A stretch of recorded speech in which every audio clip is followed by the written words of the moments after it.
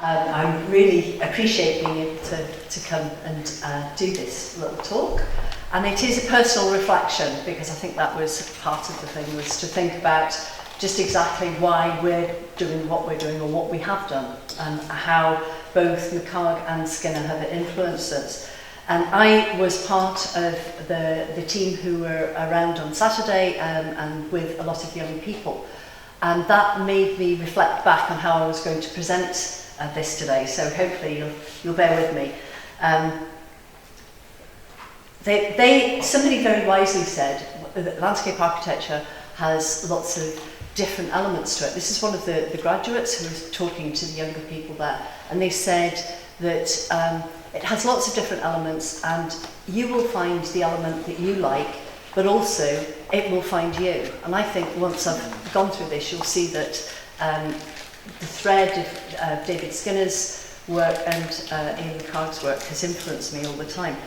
Not least because where I came from was a bit like McHarg. I've got all this landscape on the doorstep. This is where my mother still lives, at Mella in the Peak District. But the reason that I wanted to put that in there is what inspired me to become a landscape architect was the picture that's got the bit of beech hedge at the bottom is actually where my mother's driveway is, and that's the first place that people can see the open countryside in a linear village. And Manchester Cathedral had what was known as Manchester Cathedral Home, which was built by Victorians in order to allow mothers and families to come out to the countryside and get all of those benefits. And it felt to me that that was very much a reflection of the McHarg story, that actually that inspired me to say, well, I would like to change bits of the world to let people come out and see the countryside. So I came to Edinburgh from this small village in 1975, and I was looking through, because all these students had got lovely diagrams and presentations of what they were doing, and I thought, oh, I remember what that was like. This is actually the little cartoon that I drew for the front of my workbook for my final year presentation. You'll notice it has a drawing board, it doesn't have a computer anywhere near it. It has a lot of things that I've been working through. And I did notice that I'd got this lovely list of proposed drawings, which is very long in my intention, and a very short one of actual, but there you go. And just to prove that I do draw, I managed to find some drawings. I can't show you the final output because that's all on a microfiche somewhere. That tells you how old I am. Hey, whatever. There we go. I thought I would just quickly run through a little bit of the story of the board that's in the exhibition to give you a sense of some of the work that I've been doing, along with some of the other people who are in the room here actually. And some of us are alumni of David Skinner, some not. But we've all been working on things that actually Brian was talking about. So I thought I would reflect the greening the conurbation and what that meant when I was working in Strathclyde region with Karen and with others. And when Sue and I did some landscape assessment for the green belt, because there was this whole question of, we've got the greening the conurbation, we've got this partnership with SNH about how do we make sure that there's not only policy, but there's actually projects coming forward and we're involving the communities.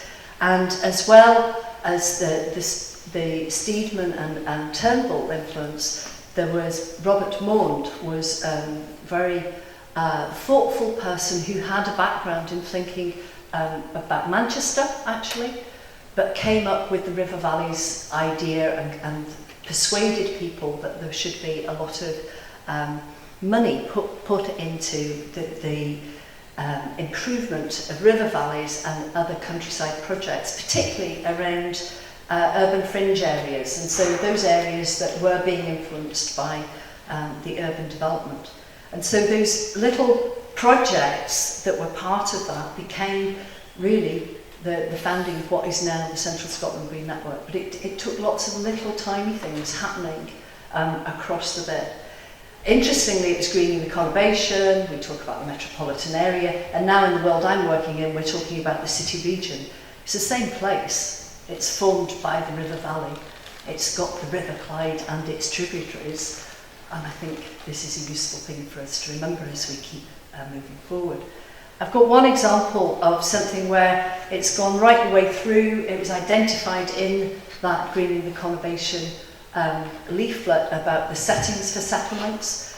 But this is to try and show that a lot of work over a long number of years and lots of different people being involved produced a lot of background work and studies in order to understand a particular area that was actually cross-boundary, because I work for local authority, you have boundaries. But it's quite nice when people remember that the landscape goes beyond the boundary. This was identified as a community growth area in the 2006 structure plan, and the proposal was that 4,500 dwellings would be accommodated somewhere in this area. But there's a recognition that there was a problem with drainage, the metro drain problem. There was a problem with the fact that there was a lot of history in it. So a huge amount of study went on to understand the nature of that and to understand the value of it, and to actually let people who lived in that area know that it was on their doorstep, because most people didn't actually even know that that bit of landscape was just there. And one of the early things that we did was we built little gateways when we were at the region, just to let people know. This has gone on now into development of being a wetland park. And again, instead of thinking that it was going to have some great big centre with a great flashy building in it, it's got community-based entrances all the way around. There's loads of stuff going on. I should have brought a leaflet for you all to take away so that you could all visit. I forgot to do that, but never mind. People have invested money. Heritage Lottery Fund have put 4.5 million in at the moment to allow this to develop. It's only the beginning of the story, really, but it's worth looking at. The work on Seven Locks has actually helped people rethink about housing in the Easterhouse area. It's allowing a restructuring of private and public sector housing, and SNH have invested heavily in some green infrastructure projects there to help the design of those things work slightly differently. One of the areas in particular is a nice little story about design with nature, because I don't know how many of you have heard of fossorial water voles. But these are a really unique lot of water voles who actually live where there's no water.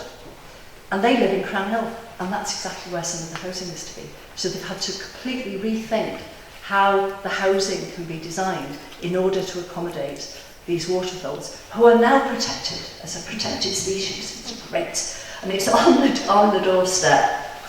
But that's explained in the exhibition boards. But actually what I do as a day job is I am responsible for a group of people who are working on Glasgow's development plan.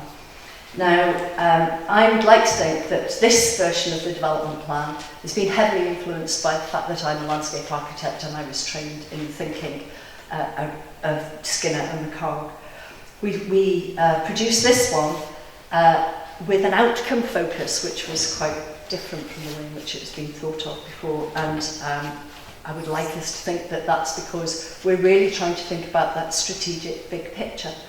I've put the website on for you to look at, because it's actually quite a lot of information, because although it looks like a small document, it's actually based on a huge amount of work.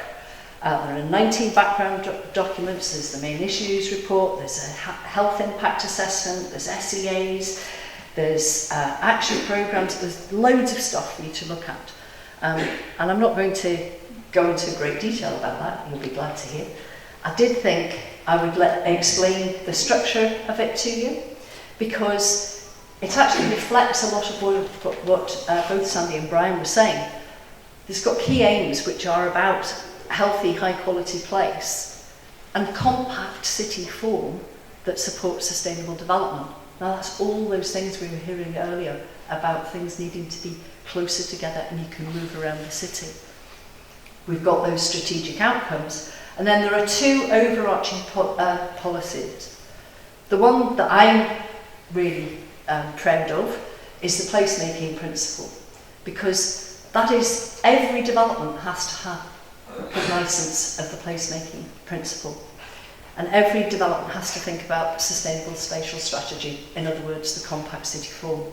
But the placemaking principle came out of our work in the East End, where we were working with people with huge difficulties and poor environments. The city is still a city of inequalities. Some of it doesn't have quite the same pictures that we saw earlier, thankfully, but there are still huge inequalities. You know, life expectancy in the west to the east of the city, there's a difference of 14.3 years if you're a male, right? It's not very far distance. And a female, it's 11.7 years. So that's a lot of difference in one city. We worked in the East End and began to understand that a number of what they call the social determinants of health are within the control of planning and landscape and thinking of how you look at good environments. And that has meant that we have produced a placemaking principle that is based upon the delivery of those social determinants of health. So it is trying to make it systemic, that you're changing health and well-being. And it has health and well-being at its centre. A lot of the people with poor health and well-being are living in areas that are still surrounded with vacant and derelict land. I think we've got 60% of the population still live within 500 metres of vacant and derelict land, and that's a lot. There's a lot of obesity growing in Glasgow too. But it's important that this is the statutory planning document. The spatial guidance and placemaking, again, whilst graphics might not be quite like McHargs, the idea of layering, the fact that you cannot have a site that is only isolated by a red line, that it must be connected with the rest of its environment, the fact that we have a layering system of looking at all of these things and recognising that it should be a design-led approach. I've just extracted a couple of these things to show that it's design approaches and iterative processes that we want to allow people to make informed decisions when they're coming forward with development in the city. We've analysed the city, it's a big city, we've analysed the city and come up with all of these different character areas to help and give information. And I would like to think, let the wind under the wings of the designers to make sure that they can come up with good solutions. You'll notice that there's also something there called Glasgow Open Space Strategy, and it is actually dated for November 2019. Yes, it's actually going to land. I think it's taken all the time that I have been working in Glasgow to get to this stage. So that's pretty good. I think I went there in 2004, you know. But it's a big city. It's a big city. It's got a lot of green space. And the whole point about looking at it in such detail is that you have to understand it. McHarg would have approved. You have to understand not only where it is, but you have to understand what the quality is and who can get to it, what use, purpose it can have, what can it do for communities. And in fact, the change in the Planning Act means that an open space strategy is now a requirement. I'd like to think we've been a bit ahead of the game in doing that and getting it so that it's fit for purpose for the new system. But most importantly, it talks about needing the views of the people as well. So being involved with all of the community aspects of that. And the main strands of that are about ensuring they've got a livable, a healthy and a resilient city. So it becomes a companion document to the city development plan, and these two things should be really important in taking forward Glasgow as it develops. We obviously have to deal with a lot of collaboration, and McHarg was very clear about the fact that you need lots of different people's views and involvement. We're really moving away from consultation to collaboration and earlier intervention, and there's becoming an understanding in Scotland that you need to get certain bits of environmental information in early on. So the key agency environmental subgroup has been working hard, and in the new system, with the new national planning framework and the gateways that will be developed, environmental information will be required really early on in order to help influence some of those strategic decisions, which is great. I work with an awful lot of people. I don't know what's happened there, but the W's moved on the Glasgow. Anyway, central to this is, of course, my friend, the city urbanist in Glasgow. And we have been working across a range of different things, but it's really important that we've now got somebody like Brian working with the political leadership to take us forward. I can talk about any one of these projects that's behind me. I'm happy to do so at any point that anybody wants me to. But I would like to mention the Connecting Nature, which is the thing that Brian was talking about nature-based solutions, and the fact that nature-based solutions are beginning to actually be talked about in different ways. I have pointed out to some people that it's not new.